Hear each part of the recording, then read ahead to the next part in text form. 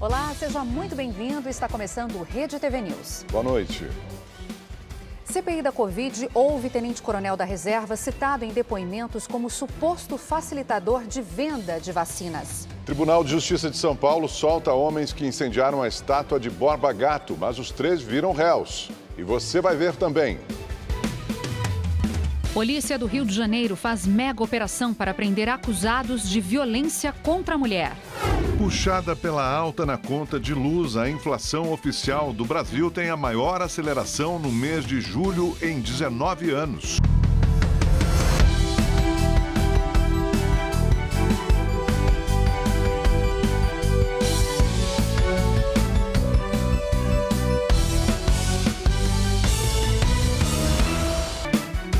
O Ministério da Saúde lançou uma campanha nacional para prevenção e atenção à obesidade infantil.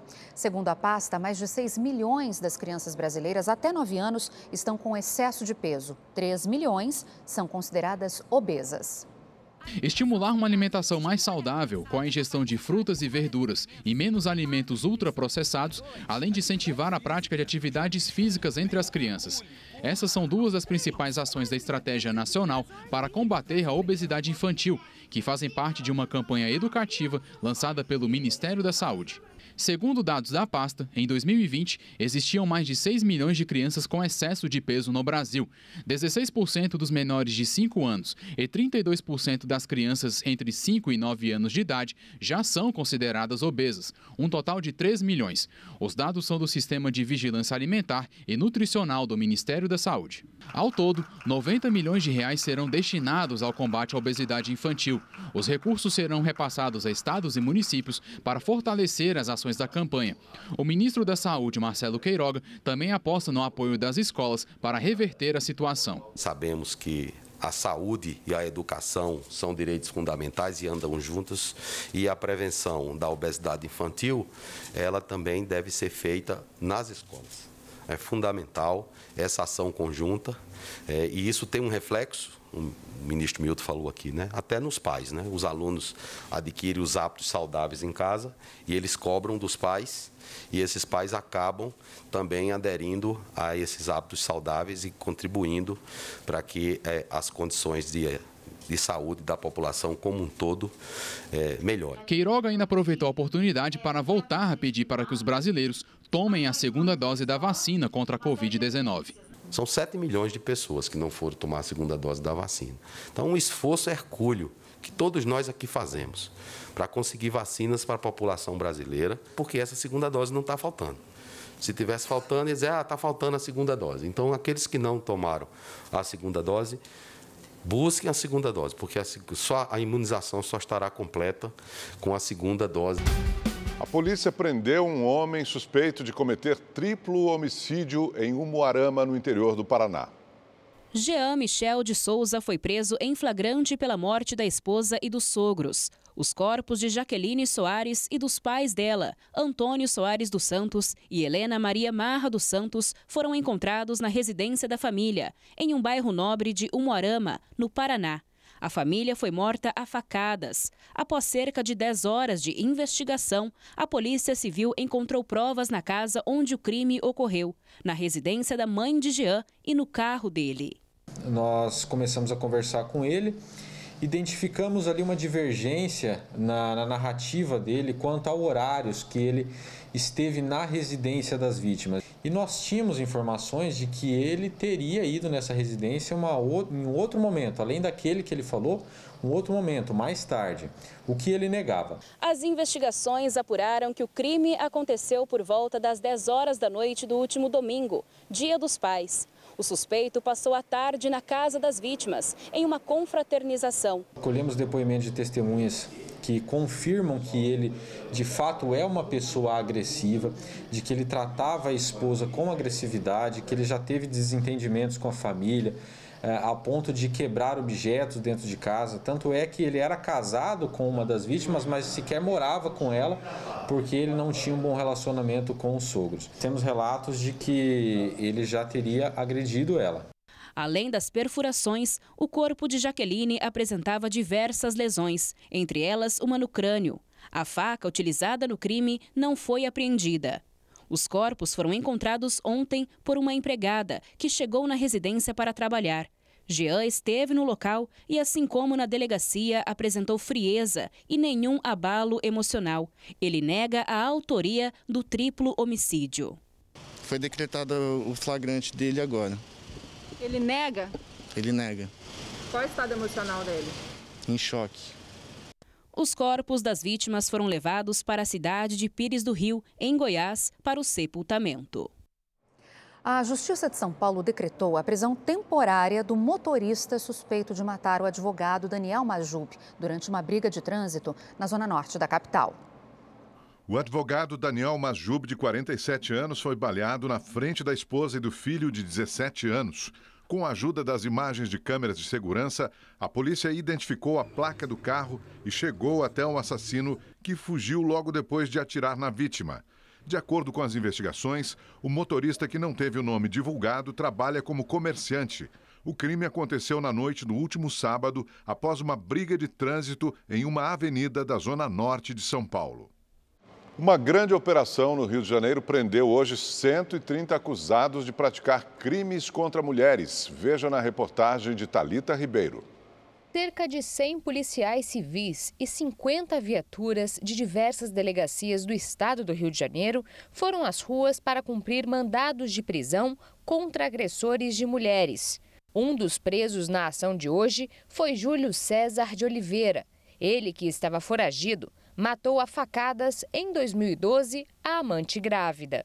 Periodicamente a gente procura esses mandados, inclusive num sistema onde consta ali mandados que não foram cumpridos, justamente para reuni-los e cumpri-los num só dia, justamente com esse objetivo, né, de dar visibilidade a essa violência. De acordo com a Polícia Civil do Rio de Janeiro, durante a pandemia, houve uma redução de 43% no número de denúncias de agressões contra as mulheres. Mas essa queda não significa que a violência diminuiu. A questão também da falta de informação do que estava funcionando ou não durante a pandemia, né? Isso foi um fator também que contribuiu para essa queda, né? A Polícia Civil funcionou durante a pandemia, funciona até hoje 24 horas por dia, mas nem todos os serviços foram assim, né? Então, essas mulheres, às vezes, também por falta de informação, não conseguiam chegar às delegacias e aos serviços porque não sabiam sequer se estavam funcionando.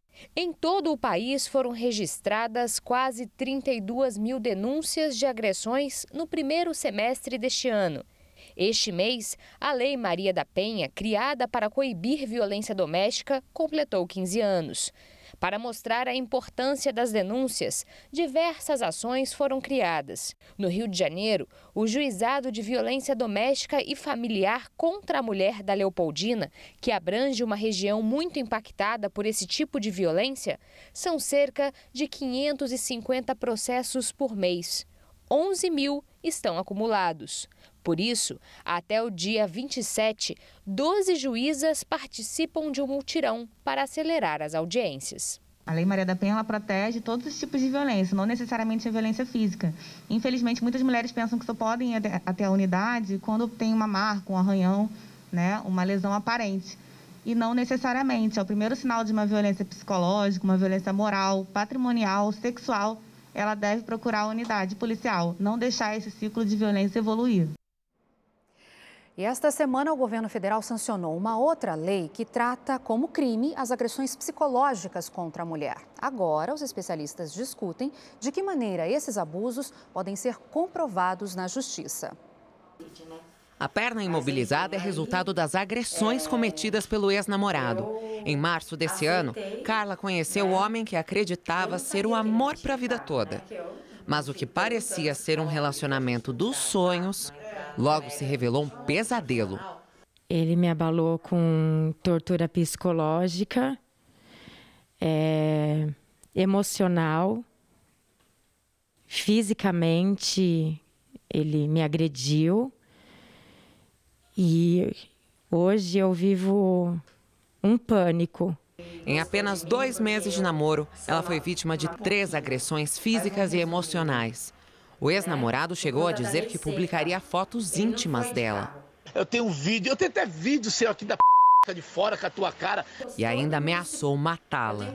Por causa das constantes torturas psicológicas, a Carla acabou ficando com medo de sair de casa. Perdeu o emprego e se mudou para o interior de São Paulo para fugir do agressor. Além de mudar de endereço, agora vive à base de calmantes e passa por tratamentos psicológicos e psiquiátricos. No último dia 28, o governo federal sancionou uma lei que inclui no Código Penal o crime de violência psicológica contra a mulher. As mulheres não tinham muito mecanismo para recorrer à polícia. E quando ela denunciava esse tipo de violência psicológica, a polícia tentava enquadrar a situação em crime contra a honra ou, às vezes, em lesão contra a saúde do ser humano. O que acabava ficando muito difícil desse processo ir para frente. O texto é de autoria de 4 deputadas federais. Países como a Irlanda reconhecem a violência psicológica como crime. Entre especialistas da área criminal e segurança pública, a discussão é sobre quais provas as mulheres deverão apresentar à justiça. Guardar e-mails, áudios, arrolar testemunhas, ou seja, todos os meios de provas que você pode arrecadar para apresentar à polícia para ficar comprovada também a autoria desse crime. O ex-namorado de Carla é vendedor e pastor em uma igreja evangélica. Ela arquivou mensagens e acionou testemunhas para depor contra o agressor. A pena mínima para quem comete violência psicológica contra mulheres vai de 6 meses a 2 anos de reclusão, além do pagamento de multa. Uma escola estadual na Zona Sul de São Paulo é motivo de protesto por parte dos pais dos alunos. Ela foi desativada no começo da pandemia e o local virou alvo de vândalos. Em 1 ano e meio, foram registrados 7 boletins de ocorrência por invasão. Devolvam nossa escola! Devolvam nossa escola! Tudo por aqui denuncia o abandono. Por fora, o descuido com o mato e a pintura. Por dentro, armários revirados e papéis espalhados. A Escola Estadual Jardim São Bento III, no Capão Redondo, está desativada desde março do ano passado. Os alunos foram enviados para outras 2 unidades, a FIS Gebara e Maria Januse Mascari, a 2 quilômetros de distância. Nós queremos nossa escola de volta, para que os alunos possam estar seguindo a rotina de educação, de estudo normal deles, que é de direito, né? Os pais dizem que os alunos têm aula presencial apenas 1 dia na semana. Nos outros, o ensino é remoto. Os professores também foram remanejados para as outras escolas. Tudo funciona na base do improviso. Eles estão como visitas na outra escola. Então, merenda diferenciada, por exemplo, os alunos daqui só comem merenda seca, enquanto os outros eles comem outro tipo de merenda. Outra preocupação dos pais é com o retorno presencial de 100% das aulas. Os filhos deles não vão poder frequentar a escola todos os dias, porque os 600 alunos daqui superlotaram as outras 2 unidades para onde foram transferidos. Já tem uma demanda alta nas escolas do estado de São Paulo, que a gente sabe.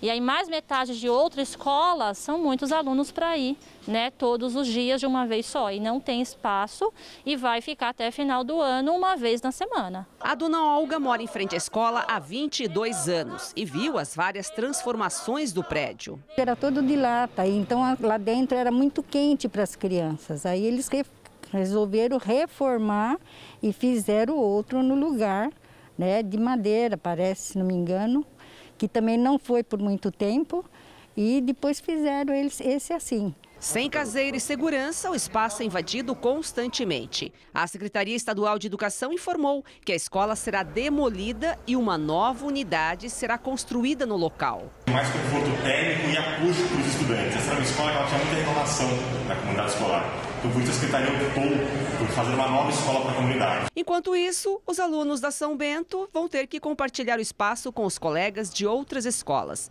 Mesmo que a pandemia termine, a rotina vai demorar a voltar para eles. Devolva a nossa escola! Em nota, a Secretaria Estadual da Educação esclareceu que nesse período de 1 ano e meio, citado na reportagem, os alunos transferidos não deixaram de ter aulas presenciais ou remotas e que estudam com o devido distanciamento e cumprimento dos protocolos sanitários. Também em nota, a Polícia Civil informou que está investigando os casos de invasão à escola.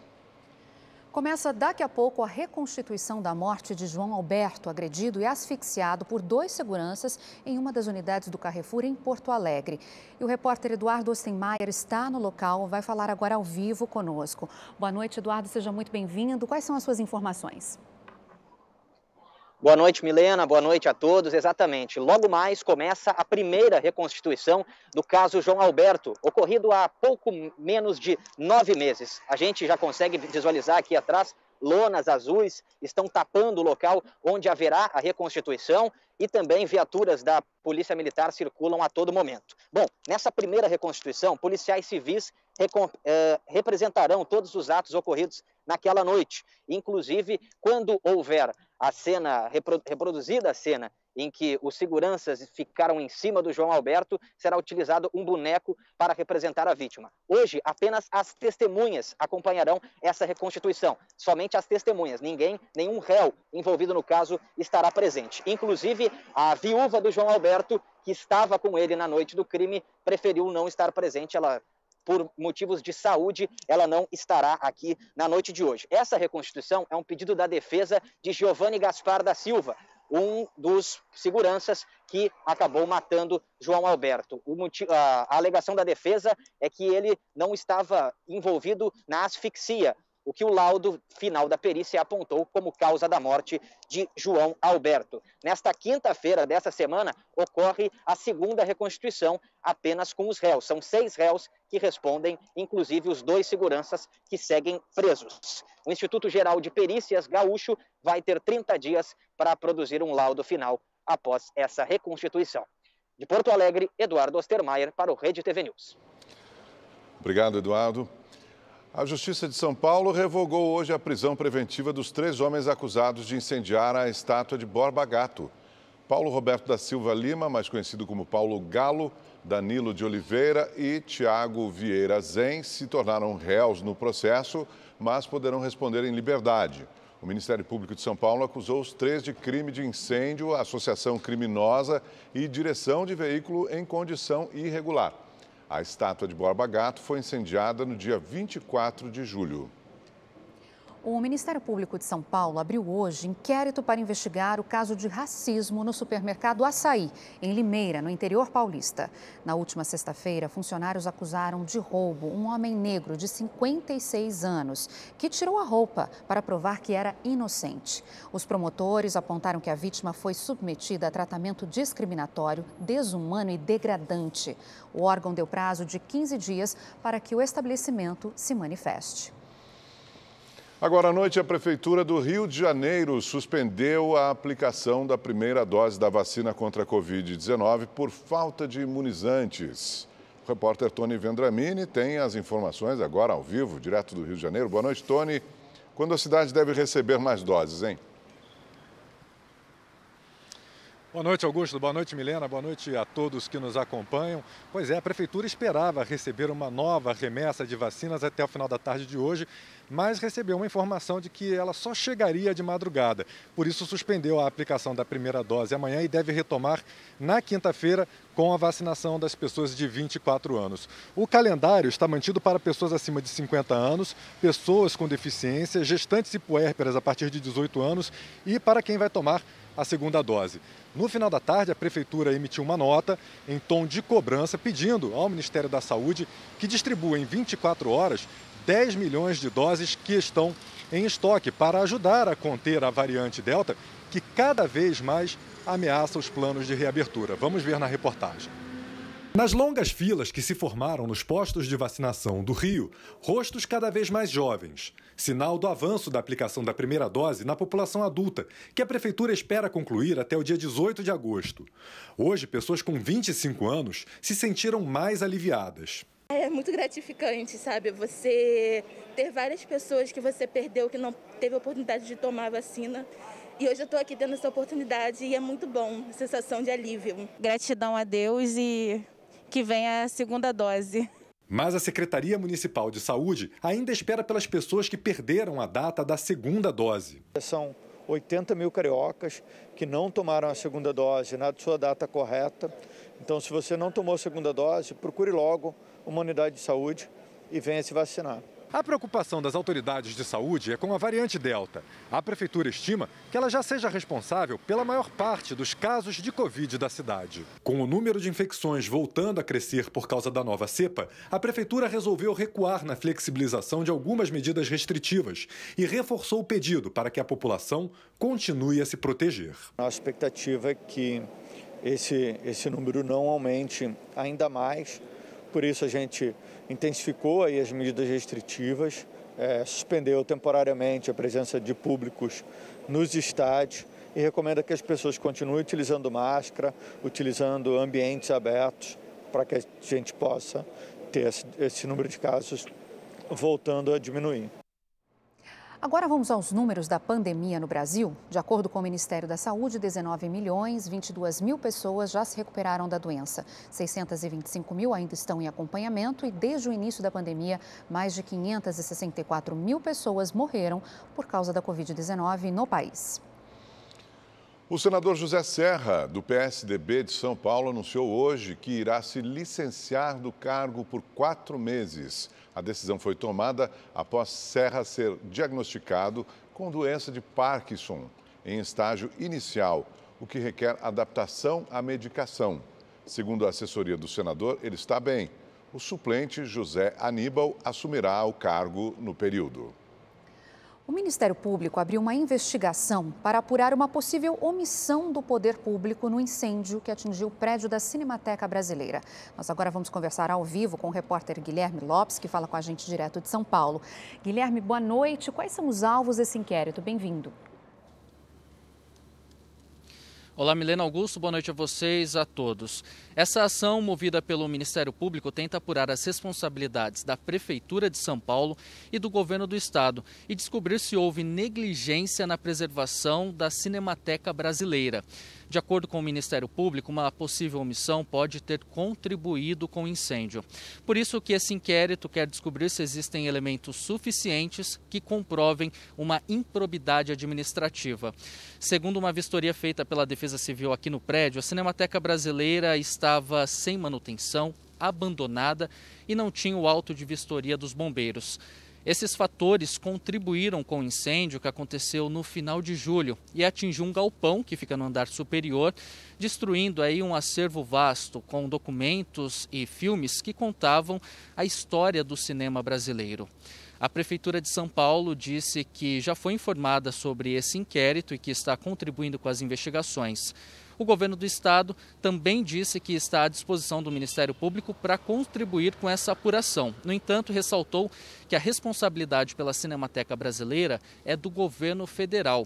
Desde 2019, a Cinemateca está sem uma entidade gestora. O contrato que existia entre a Secretaria Especial de Cultura, órgão ligado ao Ministério do Turismo, e a antiga organização social que fazia a gestão da Cinemateca chegou ao fim e não foi renovado. Atualmente, cerca de 4 toneladas de materiais ainda estão aqui no prédio, mas em breve serão transferidas para outro prédio da Cinemateca que fica na zona sul da capital paulista. Inclusive, hoje a Defesa Civil fez uma vistoria no local e não constatou nenhuma irregularidade. Inclusive, o laudo de vistoria dos bombeiros está sendo renovado. Portanto, em breve, todo o acervo que conta a história do cinema brasileiro estará num local mais seguro. De São Paulo, Guilherme Lopes para o Rede TV News. Apesar da queda nas internações por Covid, o Hospital das Clínicas de Belo Horizonte registra superlotação. Funcionários e acompanhantes denunciam falta de leitos, insumos e medicamentos. Pacientes esperam vagas nos quartos, até no refeitório da unidade, que é administrada pela UFMG. O cartaz informa que o refeitório é para uso exclusivo dos acompanhantes de pacientes do pronto-socorro. Mas lá dentro, a realidade é bem diferente.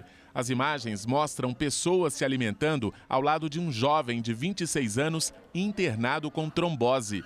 O flagrante foi registrado pelo pai dele. A pessoa tomando injeção na veia, colhendo sangue, tomando soro, tudo dentro do refeitório. E isso não aconteceu só com ele, aconteceu com outras pessoas. Segundo o seu Gilson, o filho passou 3 dias deitado em cadeiras do refeitório à espera de um leito. O jovem faz tratamento contra um câncer no tórax, passou mal em casa e teve que ser internado. Na realidade, tem leito. Tem leito no hospital, mas não pode ser usado porque é para Covid. Mesmo com a queda nas internações por Covid, as denúncias de superlotação no Hospital das Clínicas aqui de Belo Horizonte aumentaram nas últimas semanas. De acordo com os relatos de funcionários e acompanhantes de pacientes, faltam insumos, medicamentos e leitos. Essas imagens de celular mostram o corredor lotado e muita improvisação. Os pacientes ficam internados em macas e cadeiras e o distanciamento social não é respeitado. Um funcionário que pediu para não ser identificado confirmou que a situação no hospital é caótica. Às vezes o paciente abre até ferida, porque a maca, o colchão é muito fino. Muitas vezes o paciente com dor, com problema na coluna, com lesões. E um detalhe muito importante, muitos leitos bloqueados no hospital. Segundo a alegação do hospital, que não tem funcionário. Nós temos camas eletrônicas, colchões bons nos andares. Infelizmente, os leitos estão bloqueados. Segundo a direção do hospital, uma das principais causas da superlotação é o frio intenso dos últimos dias, que provocou um aumento do número de pacientes com doenças respiratórias e o agravamento de casos crônicos. Quando você interna um filho e vê ele passar por isso, e você ter que conviver com isso sem poder ajudar, isso que é triste. Triste. Muito triste. A CPI da Covid ouviu hoje o tenente-coronel da reserva, Élcio Bruno. Ele foi citado em 3 depoimentos como um suposto facilitador para a venda de vacinas. Élcio Bruno, que também é presidente do Instituto Força Brasil, chegou à CPI protegido por um habeas corpus do Supremo Tribunal Federal, garantindo o direito ao silêncio. Em depoimento à comissão, representantes da Davat, empresa que era representante da vacina Covaxin no Brasil, relataram que Élcio teria intermediado o encontro entre a empresa e o então secretário executivo do Ministério da Saúde, Coronel Élcio Franco. Na reunião, teria sido discutida a proposta de venda de 400 milhões de doses do imunizante indiano. O próprio Ministério suspendeu a negociação com a Davat, depois de uma suposta tentativa de propina, quando teria sido cobrado $1 por dose. Hoje, durante o depoimento, o tenente-coronel confirmou que houve um encontro com diretores do Ministério da Saúde, mas justificou que o motivo da reunião foi para discutir a participação do setor privado na vacinação. Élcio também disse que não conhecia os representantes da Davat, mas que aceitou dividir a agenda do encontro no Ministério. Acontece que, no dia 9 de março, quando a reunião no Ministério já havia sido devidamente agendada e confirmada para o dia 12 de março, às 10 horas, o senhor reverendo Hamilton, pessoa que até então eu não conhecia, compareceu no IFB. No encontro, o reverendo Hamilton informou que uma empresa de nome Davat pretendia oferecer uma grande oferta de vacinas ao Ministério da Saúde, mas que precisavam esclarecer ao Ministério a forma com que poderiam disponibilizar as vacinas. Élcio também disse que o Ministério da Saúde não viu irregularidades na proposta da entidade. O Ministério da Saúde possui um procedimento extremamente rigoroso para a compra de qualquer insumo médico, razão pela qual o Ministério certamente faria uma profunda averiguação sobre a seriedade e a rigidez do negócio que lhe estava sendo proposto. E caso houvesse alguma mínima possibilidade de irregularidade, evidentemente o Ministério da Saúde não evoluiria nas negociações. Não se enxergou nenhum possível prejuízo no compartilhamento da agenda do IFB, vislumbrando-se, por outro lado, um potencial benefício à vacinação do país. Sobre perguntas relacionadas aos demais investigados pela CPI, ao Instituto Força Brasil e quebras de sigilo, Élcio preferiu não responder aos questionamentos, se valendo do habeas corpus concedido pelo STF. Todos estes assuntos serão tratados, se necessário, no momento e no espaço oportuno, estando certo de que jamais pratiquei qualquer ato irregular. A Marinha do Brasil promoveu um desfile com veículos blindados, tanques e armamentos na esplanada dos ministérios em Brasília nesta terça-feira. Ao lado do ministro da Defesa, general Braga Neto, e dos comandantes das Forças Armadas, o presidente Jair Bolsonaro acompanhou o evento da rampa do Palácio do Planalto. Bolsonaro recebeu o convite para participar de um treinamento militar das 3 forças que ocorrerá no próximo dia 16 de agosto no campo de instrução de Formosa, cidade goiana próxima à capital federal. De acordo com a Marinha, o treinamento, que ocorre há mais de 30 anos, é o maior da instituição no Planalto Central. O Índice Nacional de Preços ao Consumidor Amplo, o IPCA, considerado a inflação oficial do país, subiu 0,96% em julho. E essa é a maior variação para o mês desde 2002, que foi puxada principalmente pelo aumento da conta de luz. No ano, a inflação acumula uma alta de 4,76%, muito acima da meta estabelecida pelo Banco Central para 2021, que era de 3,75%. E a Câmara dos Deputados acaba de rejeitar a proposta de emenda à Constituição do voto impresso. A PEC até teve a maior parte dos votos, foram 229 a favor e 218 contra. No entanto, eram necessários 308 votos para garantir a aprovação. O texto, que já havia sido derrotado na comissão especial, estabelece que uma impressora seja acoplada às urnas eletrônicas para imprimir a confirmação do voto. O comprovante ficaria depositado em um reservatório ao lado da urna. A PEC agora será arquivada. Vamos agora saber a previsão do tempo para todo o Brasil com Igor Silveira. Boa noite, Igor, seja bem-vindo. Boa noite, Milena. Boa noite, Augusto. Boa noite para você que está em casa. Olha, a quarta-feira ainda vai ser com chuva na região norte e ela deve ser volumosa e pode vir acompanhada de trovoadas.